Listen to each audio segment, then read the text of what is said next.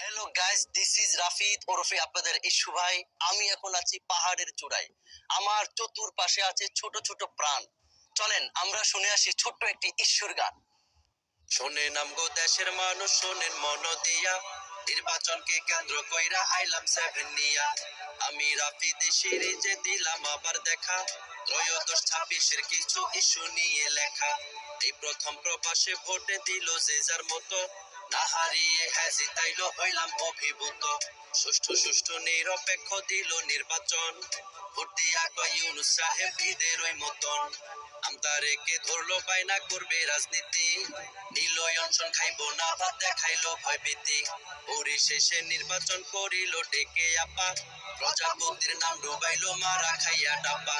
পাটাকেষ্ট হইয়া দলে আইলো হিরো আলম, বিনোদনের ভরপুর দেশে বেচা খাইলো মলম। 11 দল জোট বেঁধেছে ইসলামের ওই প্রাণ, চারিদিকে শুধু জয়কার দাড়ি পাল্লার গান। জন্ম নাই জামাত হেফাজত থাকতো ভালো চোটে, ন্যায় ইনসাফের হইতো বিজয় জনগণের ভোটে। মত ভেদাভেদ থাকতে পারে ঐক্য হলো বড়, ইসলাম বলে মুসলিম হয়ে মুসলিমের হাত ধরো। উসমান হাদি নির্বাচনে ছিল অনর পাকা, ষড়যন্ত্র কইরা মারলো মাঠ করিতে ফাঁকা। হাদির লাশের দাফন দিয়া উঠলো সবাই জেগে, সুযোগ বুঝে হাদির খুনি ভারত গেছে ভেগে।